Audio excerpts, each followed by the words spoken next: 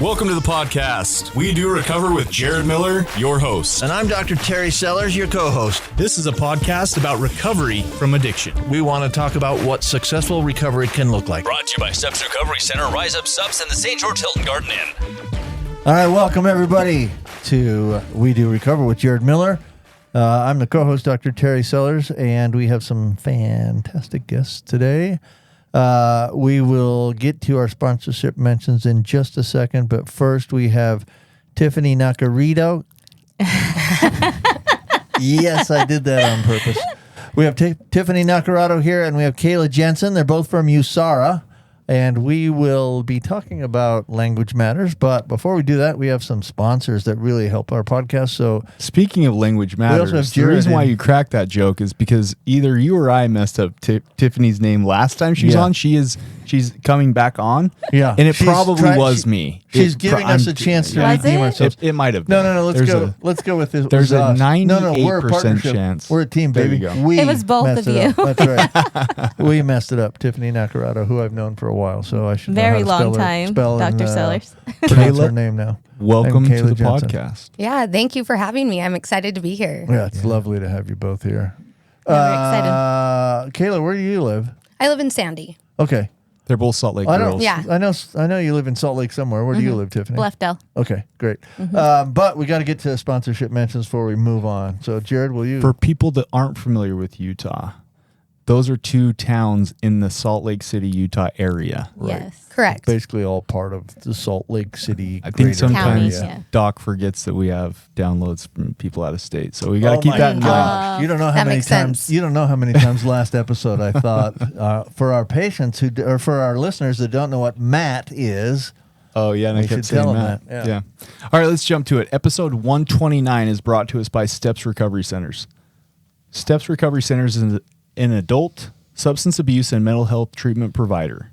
Steps Recovery Centers provides all levels of care. They have a medical detox facility, multiple residential treatment centers, and outpatient treatment services reaching from the top of Utah to the bottom. Recovery starts with you, and at Steps Recovery Centers, there's always hope. Call them today at 801-800-8142 or visit their website at stepsrc.com to learn more. Hey, we have another sponsor. You want to hit us with Rise Up Subs? Episode I know you 129 were going is to do that also without brought me, to but us by. I thought I'd interrupt the middle. You're of it. good. I needed to come up for some air. I slaughtered Steps, so I apologize for them. Rise Up Supplements is a nootropic line aimed at optimizing brain function and supporting mental health. They have two powerful blends. Mindful Mood helps decrease anxiety and enhance mood, while Mind Shift helps increase focus and optimize brain function. Place your order at riseupsubs.com. That's RASEUPS.com. At checkout, punch in podcast 20 to save yourself 20% off, just because we appreciate you listening to this podcast. All right, let's get back to it, Doc. Yep, thanks. We love our sponsors, and they're good This to us, is- and they allow us to do this. This is going to be a different, so we do kind of, I would say, an 80-20 blend, where Okay. 80% of the time we have a guest come on, we interview them, we want to spread a message of hope, right? Let them share their experience, strength, and hope. 20% of the time we have what we're doing today, a good old discussion. Language matters. Yeah. That's what we're talking about today. I'm excited for it. Before that, though, we always got to, well, I warm thought it you up were a going to little. say that 80% of the time we're goofy, and the other 20% of the time we're goofier. That's like 98%. I love what it. I was like, I love the ratio. Yeah, that's perfect. Can we dance? Yes, you can. Totally can dance. Yes, you can. You saw Doc do it earlier. But as it's a podcast, no one will see you dancing, so it's kind of a Unless they waste watch of your it on dancing Facebook. abilities. yeah. Well, let's briefly. Kayla's never been on this podcast. Tiffany has, but introduce yourselves briefly and kind of what you do in life. Yeah. We'll start with Tiffany. Okay. So I'm Tiffany Naccarato, and I'm a person in long-term recovery. And what that means to me is that I get to speak on topics that matter in my life and then the people that I serve. And also I get to show up as a mother. I just went on, took my kids on a vacation as a single mom the first time ever. And my little, or no, they're not little, they're teenage boys got to touch the ocean for the very first time because where'd you I'm go? in recovery today. We went to San Diego. Sweet. Yeah. Rad. Yeah. Jared's been to San Diego in the last month or so. That's why he's Is so that true? tan. Love San Diego. My heart is still in San Diego. We were there the same time. Were I we? was commenting on your Facebook. Oh Your wife. yeah. Love San Diego, man. Oh, It it's was a good place to fun. be. Yeah, you know, and How just- cool is it that you're able to do that too, right? Because I'm sure in your active addiction days, that was like you'd probably never believed that something like that could happen. Where'd you go on vacation when you were using my closet? Right? Yeah, the streets, The right? car. Right. Or a different town Right. in Yep. Salt Lake. So, yeah, it's exciting that just all my hard work, I've been in recovery a little over 6 years, 6.5 years actually. And just by saving and having support such as family and great friends and loving myself, I've been able to show up for people that I love. So It's great. amazing. It's great to have you here. Thank you. Really. Kayla, Hi. Yeah. tell us about Kayla. Yeah, for sure. So my name's Kayla Jensen. I am a woman in long-term recovery. And what that means for me today is this is actually something I found out today. I get to volunteer at my daughter's school. She starts kindergarten next week. And I had this huge fear that because of my background, because of these things that I've done in my past, that I wouldn't be allowed to do that. And so I almost didn't apply, but I did, and I got cleared. And so I'm super excited to be able to go in and volunteer in her school, take her on field trips, and just show up as a parent. That's something I've always wanted to do. Sweet. And so, recovery has allowed me to do that. I'm able to, take chances on situations where I probably wouldn't have in the past, right? I would have been too scared because I probably would have still been using or, acting out on different behaviors. And so now with almost 5 years of recovery, I get to show up for my daughter, and that's been life-changing for me today. So I'm super excited about that. I have 2 children. I have a daughter who is starting kindergarten, and then I have an 18-month-old. His name is Axel, and they're just the joys of my life. I'm married. I got married in recovery. I met my husband actually while we were both using, and we both had a common goal, that we wanted to be together and that we wanted to be able to raise a family successfully. And so, now here we are. So that's pretty amazing. Well, can you feel the energy from that side of the room over Yes. there? Like we're in trouble now. I know. We got We're to in step some up our real game. serious trouble. I also Okay, want to point goofy out question. real quick. I want to point Okay. out Tiffany and Kayla both work for USARA. Yes. USARA is an acronym for people that aren't in the state of Utah that stands for Utah Support. Say it with me. Utah Support Advocates for Recovery Awareness. which is a nonprofit. Yes, we What are. are some of the things that USARA does? So we're a nonprofit, a recovery community center that offers non-clinical support, such as recovery support services. We do long-term coaching. We have a set of coaches that go into the emergency rooms. We also have a community reinforcement and family training program. We have mutual pathways. We believe that everyone recovers differently, so we offer a variety of different pathways, and also many events throughout the year, such Recovery Day. The Recovery Month's coming up in September, so everyone should be celebrating. USARA that. is So amazing. huge, right? USARA is so huge. And they don't I- have those weird clinical people. You know what I mean? Like those weirdos. That, Like nobody in this room, Well, like right? nobody in this room. Yeah. Well, I remember. us, Doc. I'm not taking part of clinical. Oh yeah, medical. I'm okay. separate from clinical. I wish I was cool enough to be clinical. Do you want to follow their lead? Because they've kind of been doing like the Language Matters theme. Did you notice Oh, how I'm they gonna- introduce themselves? For sure. I'm gonna do my best to play devil's advocate on that thing. But I remember. So when I first got clean and sober, I went to a treatment facility, outpatient treatment in Sandy called A&D Psychotherapy. I have been there. Well, the person that got me clean and sober was a lady named Mary Jo McMillan. Oh my gosh. She was a therapist at A&D Psychotherapy, and honestly, I credit A&D Psychotherapy, but Mary Jo and Mike and Tammy, with me being clean and sober today. I think I get it. Like of course I did the work, but I mean, I had some really good teachers, some people that really helped me along. So very grateful. I remember when Mary Jo left A&D to form USARA, and I thought, you're nuts. And now it's this humongous, cool organization. That's so It cool. is. She's such a great lady, mentor. I know that she just cheers everybody on, Yeah. Including you, Dr. That's what Sellers, she and us. does really well. She is. Mhm. So well. Yep. Yeah, and actually, I would say that everyone at USARA, we're all cheerleaders. That's like one of thing that we have all in common, that we just can we not only cheer people that we are serving, but also our allies and then each other within the organization. We really, really support each other at USERRA. It's a wonderful organization. The people at USERRA are all great. Mm-hmm. I know a number of them. I don't know them all, but man, everybody I know is so awesome. Really great. I love it. Yeah. I'm super grateful for the work that they do in the community because We need to get Evan down here, by the way. Yeah. Definitely. Tell Evan I want him down here. Okay.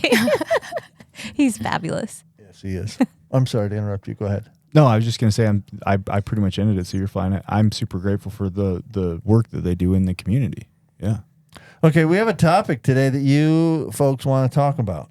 Yes. Which is going to be, let me lead in with this. I love calling myself a drug addict.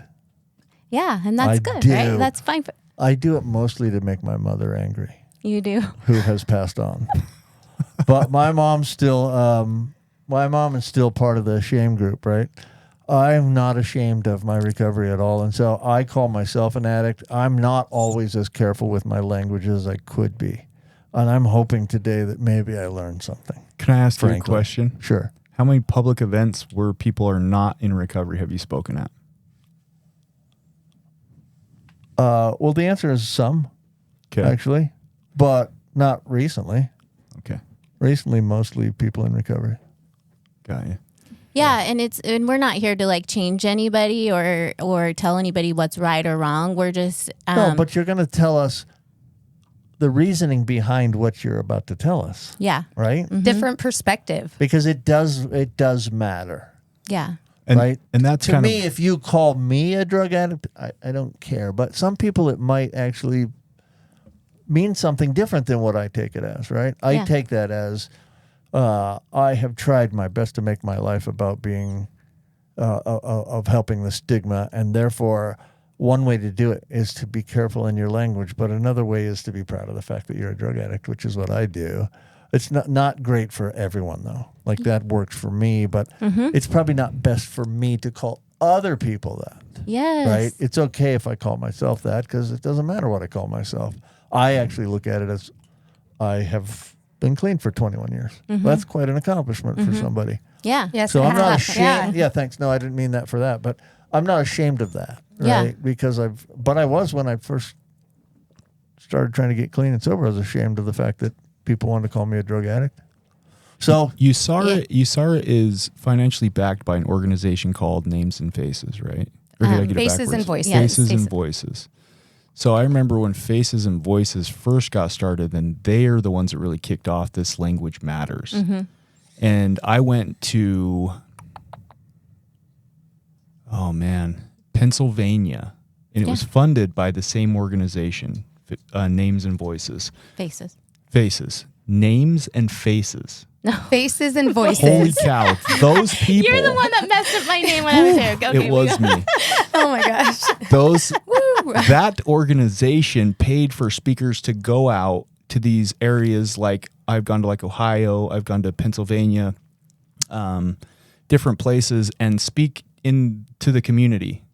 And so I understand we're going to dive into the reason why you guys introduced yourselves the way that you do is sometimes if you get up in front of a community of people that have no idea what this thing looks like, how it works, right? And you say, I'm an addict, they think you just shot up in the bathroom before you stood on stage. Uh-huh. yeah. Right. Versus how they teach us to introduce ourselves like you guys did. My name's Jared, and I'm a person in long-term recovery. What that means to me is I haven't had to abuse an opiate to cope with life in over 7 years. That's how the style was back then. Yeah. Sounds like you guys have kind of included some personal stuff in yours. Yeah. And it can change wherever, what arena we're in, you know? Like when I went to my kids' school a couple years ago so I can start going in there again, I used that and said, you know, what that means to me is that I want to be more involved with my kids now. I'm back in the picture, you know? So we change it at least. Yeah, we have like our basic and then we just change it whatever arena we're in, so. Yeah, it changes ultimately daily because each day I have another reason to be grateful for my recovery, another way I'm able to show up, new experiences that happen. And so it's really just a way for me to kind of identify in that manner. And then also for me, you know, not focusing just necessarily on the length of recovery or sobriety, but like, what am I doing now that is continuing my road of recovery? So they've changed it since I was taught it. Do we ever think that it'll just stay the same? Personal preference. Yeah. Okay. Yeah. I like that. Yeah. I like that. Now, I've kind of alluded into why it's important, right? Because if you're speaking to people that don't really understand it, like we went in front of the St. George, Utah City Council and we introduced ourselves in this format, right? So that, because again, they don't work in this field. They don't understand the norms. They don't understand the language, and language matters. Yes. If you go to an NA meeting or an AA meeting or an SA meeting or a CODA meeting or any of the all the above meetings, would you think it's appropriate to use the same language? I think it changes on the arena. I think there's effective ways to approach the situation depending on where you're at, different settings, and it may be completely appropriate. And it, you know, Dr. Sellers, like you mentioned, you still refer to yourself as a drug addict. Like, there's no reason to change that, right? Because that's something you're comfortable with. Sure. And, you know, depending on where you're at, what you're doing, it may be more appropriate to address it as a person in long-term recovery or anything like that, to give it a different perspective, because people know what they know, and we need to educate, you know, and just spread the knowledge. What do you think the difference is between calling someone a drug addict and a person in long-term recovery? I'll say for me, when I hear my family say, "Oh, she's an ex-drug addict," Yeah. it's like I'm stuck in Okay. my old life and I'm still being held and ashamed of what I did. Okay. And when I hear, my heart warms when I hear my family switch that language to, she's a person in recovery. It's like, okay, now I'm doing good and I'm moving forward, you know, with my life. Sure. And I've had family members use both, and I've heard both them talking about me, and they think Right. that they're talking really proud of me. Oh, she's a drug addict, or Right. you know, an ex-drug addict, Right. and thinking then that's something proud to be of. But I'm like, no, then Sure. people are asking what happened to you, and then now I'm stuck in the story that I need to explain, you know, about my old life, and I want to talk about my life today. Yeah. Kayla, what do you think? Well, I think similarly, because if I have someone that says, you know, an addict, the first thing they may think of is, you know, someone underneath, the guy you know, that lives under the bridge. doing all these different things. And then to move past my past, I don't want to be labeled as that anymore. I have been to prison, and so that kind of leads into this, you know, that people are like shocked that I've been to prison. And then Sure. it's like, all right, Look at sweet Kayla. yeah, She's and you been know, to and prison. yeah, and then I have all these felonies and stuff, and they're like, oh my gosh, and it's like, how can I move past that if it's still something that I'm going to like formally like hold over my own head? And so when I think about being, you know, an active use or being in a quote unquote addict, it's like that was a dark place for me, and I'm Sure. not there anymore. And so, you know, let's put Sure. a positive spin on it. Let's be, you know, how can we look more, you know, how can it seem more bright at the end of the day? And, you know, being in recovery, like you mentioned, you know, like moving forward, we're progressing, we're doing different things, and that's what's important now. And I may go into my past at some Sure. point, you know, but that's not necessarily relevant right now. That's kind of what struck me is, and I'm sure you guys have said this multiple times, but if you call yourself a drug addict, you're focusing on stuff you used to do. Mm-hmm. You don't do those things anymore. Mm-hmm. You're probably not going to get a felony today. Well, let's hope not. Yeah, I don't think Let's you hope will. not. It's been over 6 years since I've been convicted, Right. so Right. That's When you talk Yeah. about a person in long-term recovery, you're actually talking about what you're doing now. Yes. Which is a very positive thing. For those that have never been struggled with substance abuse at all, it's quite an accomplishment to be clean. It really is. Yeah. And even though it's part of your daily lives now, it's still quite an accomplishment to be and stay clean. And if you emphasize that accomplishment, it's something you can be proud of. It's empowering. Whereas when For you want to talk about my felonies and my, you know, and how I ignored my family or whatever it is, like that's not empowering, right? Yeah. So I really do it just to make my mom mad, and she's gone, so it's okay. But, we all have those things. Yeah, well, yeah. My mom, she crawls under a table whenever I say that about myself. But If yeah, it makes you feel good to say it, then say it, Dr. Yeah. Sellers. well, but I understand that it matters to a lot of people. I wouldn't necessarily say that about myself to my mother in a crowd, for Yeah. example, right? Or call us that, right? Because, you know, Right. yeah. Mhm. Right. It just depends on the arena, you know, and who Yeah. you're speaking to, like you were Well, saying. I think this That's- is much Yep. more important than maybe what I give it, right? I haven't spent a ton of time thinking about this very much. Oh. Like it's probably much more important. So I appreciate you being here. Well, thanks. Yeah. Yeah. It looks This is like they awesome. came prepared with some stuff to educate us and the listeners Yeah. on. We need a whole table. Yeah, but the great thing is you Spread guys it have out. kind of already hit some of the things that we were going to touch on, like you mentioned, the addict, and the first thing people think about is, maybe, actively using, you just, use in the bathroom or whatever. Yeah. Is he And going to it's- steal my stuff? Yeah. And then, Is he that's going kind through of my like, medicine cabinet. yeah, it's kind of like saying, don't think about an elephant. Well, the first thing you're going to Yeah. do is think about an elephant, and so some of these things you guys have already touched on. And so this is, that's awesome. Yeah. So interesting, because I'll give you a golf analogy. Don't hit it into the water. And the last thing your brain hears is water. Yeah. Right? Instead Yes. of hit it into the fairway, which is a positive thing, I hear don't hit it into the water, and then I hit it into the water. And Kayla, real quick, I just want to tell you, I used to prepare like you guys. And then Yeah. Dr. Sellers, Came along, he does this, right? came along you and could hijacked prepare, the podcast. and then he just rips into it. Right. So Right. We'll take Well, it off the good. rails. it has helped me feel much more comfortable. So Good. there's that. This is great. I used to hate it, but now it's a little bit more free flow. It's a little bit more Fun. organic. Yeah. Yeah. Yeah. We do have a motto where basically just two goofballs talking about recovery. Yeah, absolutely. So that's kind of what this podcast is. So hit us with some stuff. Okay, You can well- take us in a direction you want to go rather than let me run this thing off the rails. I'm going to start with this quote because I thought Okay. it was kind of important, and you kind of mentioned things. So it says, words are important. If you want to care for something, you call it a flower. If you want to kill something, you call it a weed. And that's by Don Coyus. And so just even that is like really impactful, right? So It's just a wanted cool to quote. jump in Yeah. with that. Yeah. Yeah. You know what? I regularly have a conversation with our marketers and intake people, and I tell them language is powerful. If you tell a client 30 days, guess what conversation I'm having on day 21, 22, 23, 24, 25, 26, 27, 28, 29. My 30 days is coming up. Yep. I was told 30 I'm days. going Yep. home in 6 Oh, yeah. days. Even though they haven't talked for the first 2 weeks they've been there, all of a sudden they think they're cured at 30 days. Yep. Language is powerful. Yes. For sure. I would agree.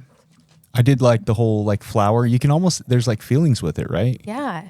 Yeah. Well, there's been I've seen TikToks and all that stuff, and on Facebook, and talking to your flowers or your plants and how it's supposed to be water. helpful. Yeah, all these different things. So I mean, it's just a really cool way to look at it, and also very impactful. Don't call your plant a weed. No, it'll It'll hurt its Yeah. feelings. Tell them how beautiful it is, and you're grateful that they're in your life. I'm actually you not. know? I'm not being goofy. I mean, I am being goofy because that's what I do. But yeah, I agree. If you want your flower to thrive, don't call it a weed. For sure. I feel like my neighbors know my past because a couple of them have come up and talked to me about this podcast. And I feel like if I was walking around talking to my plants, they might call the cops on me. Oh, well, you. If you They start probably talk to their plants. There's more plant people now than ever. yeah, but Oh, yeah, guess what? for sure. Their plants are thriving, and yours are drooping over. Because Hey, you're you scared might of have a stigma. point there. You're scared of stigma. Yes. No, I know you're careful with your language. You're way more careful with your language than I am. Okay, Okay, well, the first thing. nice so quote. we'll I'm going go- to keep it. I'm going to use it. We'll give you a Awesome. copy. Yeah. Thanks. We have Two two. cups. I think I memorized it. If you want to care for something, call it a flower. If you want to kill something, call it a weed. There That you go. may be a little paraphrasing, but it's pretty close. Yeah. Yep. Sounds good. You haven't heard that before? I have not. Have you? I've No. never heard it before. Oh, awesome. Okay, so first off, so people are people, right? So we are a person before anything else, before our diagnosis, before any label, including a mother, a friend, or anything like that. We're human. Yeah. Everybody's human, right?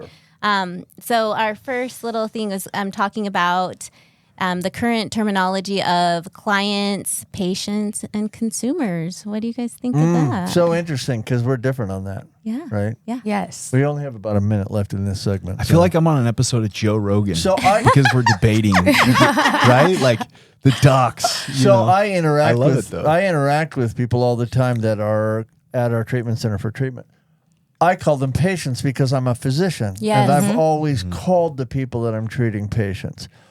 The clinicians don't always do that. We don't clash about it, but I tend to call people patients when I'm treating them. Yeah, I usually refer to them as clients. As Yeah. clients. Yeah. So another, do we have time to keep going? We got about 20 seconds. What is to it keep we're going to talking. jump into? Let's just get a Okay. little hook, and then we'll go to the commercial. We're just going to give some current terminology and then have a discussion about that and then maybe give different ways that we can speak of this current terminology. So Beautiful. I love it. Okay. Listen, Beautiful. I hope you're not frustrated. no, Okay, because you guys came in real prepared, and Oh, I'm no, like, this oh is yeah, I great. know how This this is is gonna better. go. This is great. and I kind of told her how you guys. Aren't they fun? They're pretty fun. It's been a good one. isn't it? Yeah. And Dr. Sellers, I even said clients, patient, Dr. Sellers, and then Yeah. say something. Yeah. It says my name on here, and I was like, if he's gonna challenge me on it, I'm gonna go like straight, like just sobbing because I'm trauma response, you know? No, we're good. We're all good. We'll be back right after this. You are listening to We Do Recover with Jared Miller and co-hosted by Dr. Terry Sellers. We'll be right back after this short break with more of We Do Recover with Jared Miller. Brought to you by Steps Recovery Center, Rise Up Subs in the St. George Hilton Garden Inn. If you or your loved one is trapped in the cycle of addiction, there is a way out. At Steps Recovery Center in Utah, we believe in second chances and new beginnings. Our evidence-based treatments, compassionate staff, and supportive community guide you on the path to recovery. It is time to reclaim your life. Take the first step towards freedom, resilience, and a brighter tomorrow. Reach out to Steps Recovery Centers today. Recovery starts with you, and at Steps, there is always hope. Call us or visit our website to learn more.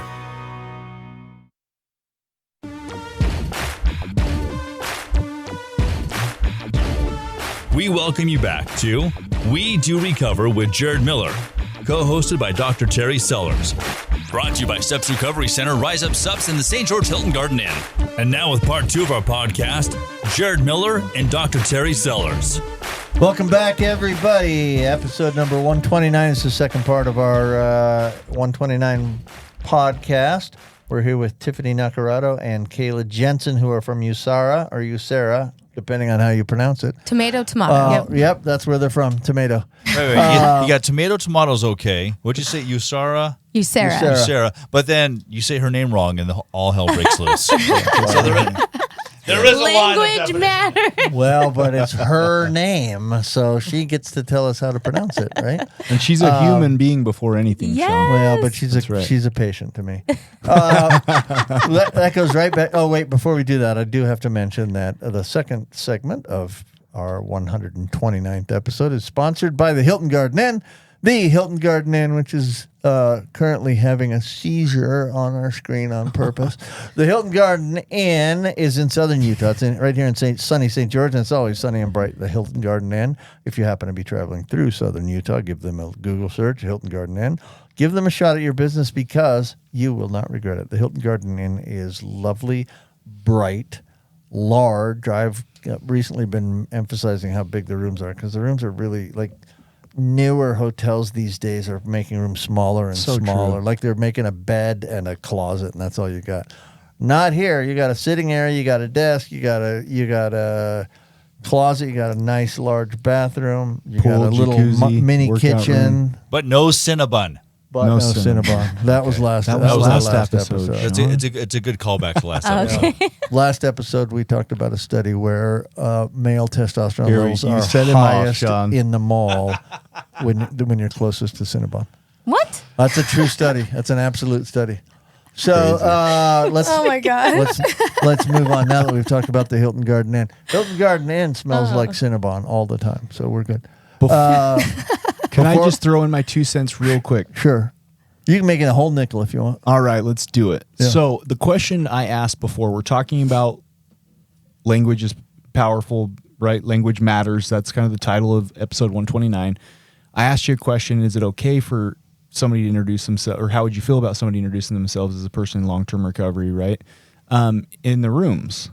And one of the things that I was going to say is I personally don't choose to do that because I want to respect the milieu or the vibe, right, of the place that I'm at. And so I actually loved that both of you said, like, I thought for sure you were going to come at me with like, yes, absolutely, you got to do it. But I love that you were like, no, it's just what you're comfortable with. Because really at the end of the day, that's what's important, right? Like in my mind. So important. And to respect, again, whatever arena you're in. So like I went to a 12-step the other night and I was fully prepared to introduce myself as a recovering addict, even though I don't technically do that on my daily basis. And I was going to do that because I wanted to respect the people around me and the space and everything. And and somebody that I don't know that was there, she introduced herself as a person in recovery. And I was like, oh, okay, then I noticed someone else. And I was like, okay, well, then I guess this is the jam of this meeting. So I'm cool to introduce myself while I introduce myself. I'm good with introducing myself as a person in long-term recovery in all aspects of my life, in my kids' life, in my career, wherever I am on podcasts. But if I go to someone else's space and I want to really honor what their traditions are, my ego's not up here to say, okay, I can't do that. Mm-hmm. It's about what's effective in the setting. Yes. You know what I mean? And so you could be going from one meeting or one group or one appointment, anything, one talk, and introduce yourself as, different things each time. And it's about what's going to be effective in that arena. Now, psychologically, why is it important for somebody to introduce themselves in the way that let me toss on one more thing before that. Okay. You also brought up in the first segment one thing that kind of struck a chord with me. What I call myself might be different than what I call other people. On the other hand, so calling myself a drug addict versus calling someone else a drug addict has different meanings, right? Mm-hmm. I don't look at that as shameful. On the other hand, if I call myself a drug addict long enough, I might call someone else a drug addict, right? Might slip out. Right, yeah. Mm-hmm. For sure, because that's what I commonly do, right? So it matters where you are. It matters who you're addressing. It matters who you're talking about. But I'm more likely to call someone something that might be shameful to them if I call myself something that they consider shameful. Or if they look up to you. Right. Yep. Mm-hmm. I was going to say something, but for the sake of time, let's rock and roll. 20 minutes. Okay. So again, give me kind of the purpose behind it, right? Like, why is it important? Why does language matter? Well, go ahead. It matters to me because once I was able to identify, the things that I was doing, like a person in recovery, that I was a mother or that I am a mother, I am not living in my substance use disorder. I can go into different arenas. Like I go into the courtrooms in Salt Lake and I'm able to show up and say, yes, I have been in this courtroom, or you do know me. And here I am as a peer in recovery that's here to advocate for these other individuals that are here. And so it matters to me because it gives me an opportunity to show what I'm doing now and not necessarily being held over with my past. Yeah. So, yeah, and it breaks stigma. That's basically what she's saying. Yeah. We get to break stigma by using, different words. I also think it's important for you too, right? Like I remember clear back when we first started this crazy circus called We Do Recover, Blue Robbins came on with Addict to Athlete, and he said that they identify as like, I'm a champion. And we asked him why. And he said, because the story you tell yourself about yourself is one of the most important stories you'll ever tell. That's amazing. Mm-hmm. Right? Essentially, that's what he said. And I rip him off regularly. He knows this in my groups when I talk about this. So it does matter when you say something and you hear yourself say it, you're going to right? That's part of the psychology of it. Mm-hmm. Yeah. Just so like affirmations, mm-hmm. right? Affirmations work. And so you could sit in a mirror and say, I am a drug addict, right? Or I'm an alcoholic. Or you can say, I'm a person in recovery, in long-term recovery. How does that make you feel? Which reinforces the recovery piece. Mm-hmm, right. Mm-hmm. Accomplished. The long-term recovery, working on our recovery every day. Mm-hmm. Okay. Do you have a direction you're going? Because I was going to get us back to... We can go whatever direction you want. Well, before the break, you asked, what do we call people we treat? And I said patients, and you said... client. Okay. Uh-huh. So I don't know if that's where you wanted to go now. Yeah, no, that's great. So that's some of the current terminology, and then there's some different terminology that places are using, and one of them is the people in our program. So like you mentioned, you said that you call the individuals in your treatment center, that you call them clients. Well, the individuals in your treatment center, right? That was identifying them as the people first, and then, where their situation is right now. The folks we work with, the people we serve. So there's some different ways to look at that. And some of the reasoning for that is it's more inclusive and it's less stigmatizing, because it's not necessarily saying that I'm a patient, I'm here to get, rehabilitated, but I'm here to work on some of my issues and become a different person. So interesting, because if you call someone a patient, which I do, they're sick. Yeah. Right? Mm-hmm. They're automatically sick. Mm-hmm. That's who I see. I don't see people that are super healthy. I see people who are sick, which I call patients. But if I identify them as patients, they may feel like I'm calling them sick. Sick. Yeah. Mm-hmm. Interesting. So kind of that same thing when you first hear an addict, what's the first thing you think of? Well, when you first hear a patient, you may think of someone in a hospital gown, actively in the hospital, maybe sick from some illness. And so, the people in our program gives a different light to it. Yeah, good point. Really good point. Okay, the next one we're going to touch on, the homeless. The homeless. Yeah. Yeah. So that's the current terminology that we hear all the time. And I call them my unsheltered friends, right? Or the people who are currently experiencing homelessness or people who are currently unhoused. And the reason being is because that's a temporary... I can't talk. Say it. A temporary housing situation. It may not necessarily be due to choice or anything like that, but it, maybe a condition. Yeah, it's a condition right now. They may be experiencing it right now, but that may not be their future. Well, okay. What do you think? Well, you come back to, if you call somebody homeless, like that's apparently the defining characteristic in their life. That's all they are, is they don't have a place to live. Mm-hmm. Like that's an interesting point. And how many times have we said, like, there's so many things about that person that have nothing to do with where he or she lives. They don't have a story but that story. Right. That's what, right. And they do have a story. Yeah. Mm-hmm. There's a reason they don't have a place to live right now. Yep. Do you want to? But it ain't them. No. So, okay, I'm gonna try to watch my language. Oh, so this is You're learning stuff. yeah, I might learn for sure, sometime. right? I might actually be teachable someday. I was going to say, thanks for being teachable. Well, I'm an old dog. I don't learn new tricks easily, but I might Except eventually. golf tricks. Yeah, golf. Well, I don't learn those easily. I still make the same mistakes at golf too. So the next one kind of identifies or goes over current terminology for anyone with a mental health condition. So instead of saying that person is blank, the example is borderline, identifying and saying she is a person who lives with borderline, or she is a person who suffers with borderline personality disorder. And so you're identifying her or the individual as a person first before their diagnosis, because how often, like, oh, they're borderline or whatever. I've been told that when I was in different treatments and stuff, and I never really got that clinical diagnosis, but that was something that held on to me. And I was like, oh, I must be borderline then, because, and then I Googled it or whatever. And so I was like, oh, absolutely. But that was really something I held on to. And it also gave me a reason to act out in some situations, and it was like, oh, well, I'm doing this because I'm borderline. It wasn't because I had, some untreated mental health conditions or that I, was suffering with my substance use disorder. It was just strictly because of that, and so just moving away from that of whatever diagnosis you have. This one I can get behind. I have some Me passion too, behind actually. This one. We were taught this first? in med school because we can go around in a hospital saying the liver cancer in room 18 and the pulmonary embolism in room 16 and the no, that's not who they are. Mm-hmm. Like the patient with liver cancer in room 18 is acceptable and the liver cancer in room 18 is not acceptable. So that's actually something I learned early in life. Yeah. So I get clients currently in the position I'm in right now. You mean the individuals you serve? Thank you, doctor. Thank you for catching me on that. He's good, man. He's good. He's a quick one. I get the people that I serve at the outpatient level. Let me tell you one of my personal pet peeves. When I pull up their diagnosis and it has amphetamine type use disorder severe, right? And it's got all their SUD disorders.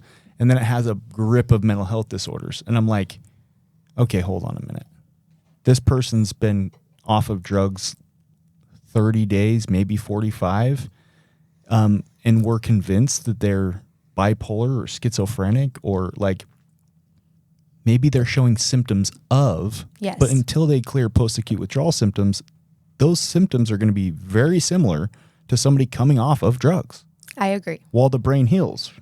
Does that make sense, Doc? Like, I just hate when we're quick to jump into mental health diagnosis, especially when they're baby super early in the treatment process and the recovery process. I 100% agree because I went and got a assessment done and, the diagnosis and all that. And I was using. And so I went in there and I was erratic and I was, like not making sense. And so all those diagnoses were, maybe at that time I was showing symptoms or displayed symptoms or like talked about it.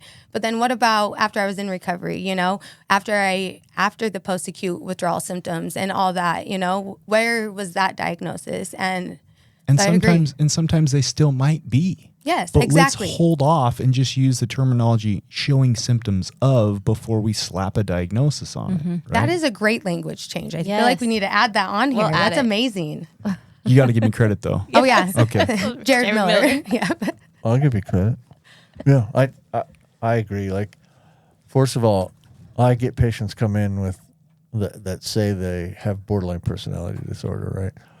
And then they ask me, do you agree with that? I'm like, I met you 5 minutes ago. I couldn't agree with anything. Like, I don't know anything about you at all. So I for sure would not give you a diagnosis right now. I mean, but on the other hand, sometimes the patients or the individuals that I serve good catch. will actually want a diagnosis, but I am usually quick to say I'm not going to make any new diagnoses in the next few weeks, maybe. And I always have a rule. Whenever they ask, I say, I'll tell you what your diagnosis is.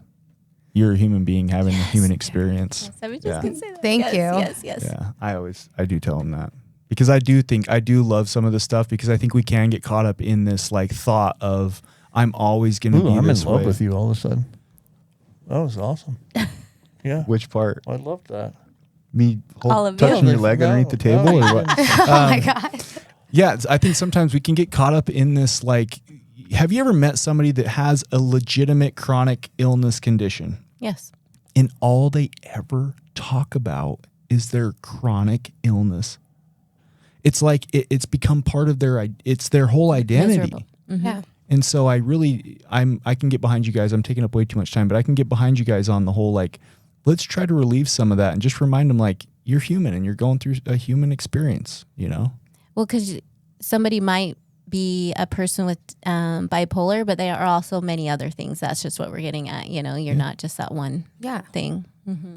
Just like we're a mom, but we're many other things. We're a person in long-term recovery and a whole bunch of other things. So, Like it. okay, here we go. Yeah, go. Here we go.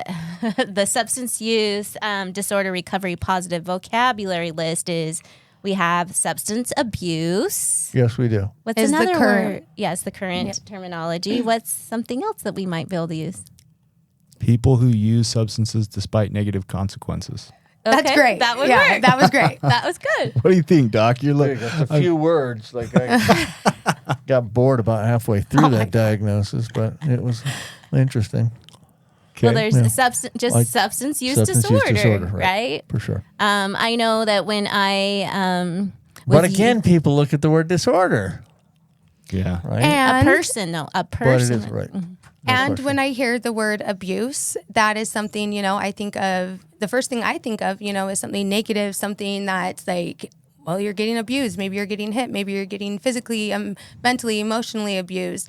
But this is, the substance use disorder. I am suffering with a disorder, and now I'm able to manage that disorder and I'm in this maintenance phase of it, but that's not, I'm not that substance abuser, Yeah. And also that usually abuse you don't get if you're the abuser, you don't tend to get the help and treatment that you need. That's very And true. with disorder, right, it can fall into I need some help here. Sure. Yeah. Sure. So drug of choice, drug of abuse. I've been asked multiple times, what was your drug of choice? your DOC, Your etc. DOC. I'm like, what day, what time of the year, how desperate was I? So something else we can say is drug of use, because it just depends when. And also I know for my own lived experience, whatever was right in front of me, I mean, to an extent, right, that I would have used it. I might have had a preference. So that brings up a question. First of all, a comment. My name is DOC. People call me Doc all the time. But if I ask somebody their drug of use and they are a polysubstance user, I really do kind of want to know which is the one. If I laid out a table full of stuff and told you could only have one, which one would you use? Your preferred drug of use. Did you There know you go. that's exactly? There you go, right there. Yeah. Beautiful answer. Your Great preference, answer. you know? Love that answer. Did you know that's exactly how I asked that question on the biopsychosocial assessment? What? Literally just how you said it. I What? said if I laid go out through a the table chemical full- abuse, age of first use, last time used, method of use, right? And then the very next part is, right, list them in order based on DOC, drug of choices. They're saying we need to kind of change that language. Preferred drug of use, excuse me. I literally say, if I had all of those chemicals that we just talked about on the table in front of us, right, which one's the first one you're going to want to pick up? And you just said it like that. That's Yeah. sorry. Well, that's because I do the same thing. Do you? Yeah, I do the same thing. Look You at guys us, are dude. twinners. But I know. You're twinners. Great minds think alike. I don't want to know which You one. guys are twinners. Well, we're not exactly twins. I'm fat and he's cut. I know that's negative language about myself. Stop it. Yeah, I always ask them if you could only use one. Not which one would you use first, but if you could only use one, which one would it be? But I like preferred drug of use. I can do that. Mm-hmm. Yeah. Cool. Or problematic substances too is another one. You know, when we coach people, Beautiful. we usually go ask what problematic substances or challenges you've had with substances. Yeah. Challenging You know? substances, Yeah, anything challenge- like that. Yeah. All right, keep going. Okay, pick two, Kayla, off this list. So one for me is relapse prevention. That's the current terminology. Okay. And what I use is recovery management. How am I going to manage my recovery, not prevent my relapse? Because that's like, I got to be on my toes now all you're the time. focused on the relapse. How am I going to fill my cup? How am I going to, live a life of recovery? What pathways is that going to look at? And so it's just, a different perspective that can really take it a long way. Yeah, and the relapse prevention, for me at least, it was like, okay, set up for fear. I have to be scared. This is going to happen, right? I'm And gonna then, relapse. recovery management is like, I just get to be today and enjoy my life and make it I'm hard. gonna that. I'm gonna disagree on this one. Okay. Oh, but I love it. Okay. Now here's my thing, right? I went to a seminar and it had a bunch of people presenting, and the very last guy who's the keynote speaker, like everybody had their PowerPoints and was doing all this tech stuff, and the keynote speaker was the very last guy, and he stands up and he's got no material. And he literally says, no disrespect or offense to anybody that went before me, but you guys are making this way too hard. And the room goes silent. And he said, it boils down to three things. For any behavior change, it's three things. You got to be aware of it. Yeah. You got to admit that you do it. And you have to try something different. Right? And that's mind blowing. And so I guess when I think of relapse prevention therapy, it's the awareness piece. And so I get like recovery maintenance, like you're looking forward and you're doing these things, but you also do need to be aware of like people, places, and things that can lead back to, right? So obviously you want to be proactive. You want to get out. You want to go to the gym. You want to eat healthy. You want to have social connection. You want to have spiritual connection. But you also do need to have that awareness. I'm going to take their side on this. Okay. I think it can all be They're incorporated not together, saying that though. you don't still do the same things. You might just your terminology might be slightly different. Yeah. You just Recovery replace that. management is relapse prevention without emphasis on the relapse. It's more the emphasis on the recovery. How am I going to continue my recovery? Yep. But With I get what you're person, places, saying. and Yeah. things. Yeah. You got to, be aware It's of the the things same that thing. may cause emotional drivers or anything like that, or may cause some harm. So just being aware of that. But then how can we look at it in a different light? That's still going to manage my recovery instead of just like, I have 100 triggers, 100 cravings. Okay, well, what are 100 things that bring me joy? So what it's are the same 100 concept. Yeah. We're Just a just little bit painting of- a different picture. Yeah, Recovery exactly. management can still include HALT. It's fine. Yeah, which is a real thing, right? For sure. And then the next one is relapse. You're going to pick this one. Pick that one. Okay. Come on, let's push Dr. Yes, Sellers. definitely. So this last one is clean and sober. That's the Yes. current terminology. So we talked about some of them for preferred terminology. A person in recovery from a substance use disorder, a person in long-term recovery. And here's my reasoning why. Is when I get told, you have 90 days clean, that means I was dirty before. Yep. And so, but that means that I was dirty, that what I was doing was dirty. I may be testing positive for a substance that I was using, but does that mean that I was a dirty person? Okay. I can see how people could take that. You know, and again, Clearly, I don't take it that way, right? yeah, but that's the people great could. thing. Yeah. And it's just a personal choice. And so Right. there may be things that I have done in my past that, you know, like maybe are questionable, right? But then also being, you know, told that I was dirty versus clean. Well, you know, yeah, maybe there were days that I wasn't able to shower and I wasn't able to take care of myself, but that wasn't necessarily a choice. That was just a situation that I was, you know, that was at hand. But now I'm able to recognize, you know, but that it's also to say, you know, it's effective in different settings. Going into a different type of meeting, any of the 12-step meetings, it may be appropriate to identify, and you may be comfortable with saying, I have 90 days clean and sober. And heck yeah, I almost swore on here. But like, that's You awesome. can swear on here. You know what I mean? Sean will mark it down and edit it out later. More work for me. Don't swear. So you know what I mean? Like, it's definitely personal preference and personal choice, but it's just a different way to look at it.